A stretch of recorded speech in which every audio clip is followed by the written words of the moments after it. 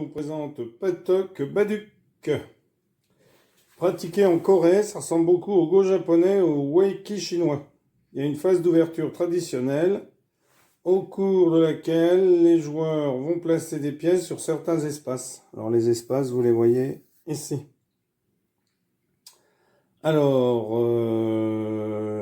le centre ainsi que le troisième point d'un carré dans les coins sont situés au quatrième point à partir des coins du plateau. Eh bien, tous ces coins-là sont marqués. Les joueurs alternent leur tour pour une placer. Alors, jaune commence ici, par exemple. Rouge se met ici. Donc, si un joueur entoure orthogonalement une ou plusieurs pièces de l'adversaire, il capture les pièces de l'adversaire. Attention, le bord du plateau peut être inclus. Un groupe de pièces qui contient 2 enceintes vides ou plus ne peut pas être capturé par l'adversaire. Et les pièces ne peuvent pas être placées dans une enceinte. C'est-à-dire quand vous avez formé une enceinte avec vos pions, c'est-à-dire lorsque vous avez fait par exemple comme ceci,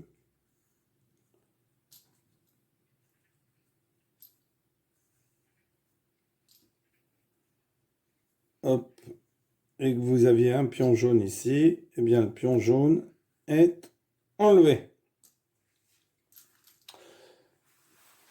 Et vous n'avez pas le droit d'y replacer un pion dans une enceinte. Lorsqu'une autre pièce ne peut être placée, les joueurs comptent le nombre de leurs pièces sur le plateau et le nombre d'emplacements vides qu'elles entourent.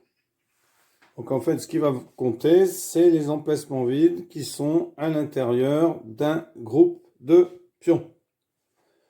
Donc, on peut faire une petite démonstration, mais elle ne sera pas très longue, parce que vous avez vu d'abord, le plateau est très petit. Donc là, vous devez déjà placer tous les pions sur les emplacements réservés à cela. Donc jaune décide de se mettre ici. Rouge décide de se mettre ici. Jaune ici. Rouge décide de se mettre ici.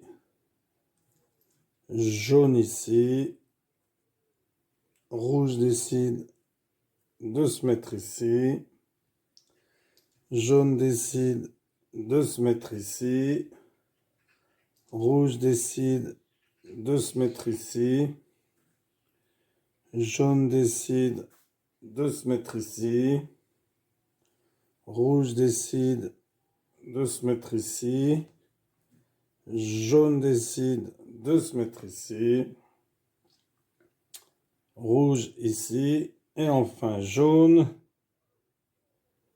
ici. Alors là commence la phase où on peut mettre où on veut. Alors rouge décide de se mettre ici.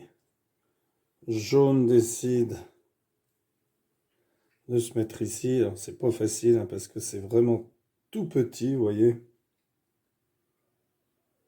Genre, il faudra le faire un peu plus grand.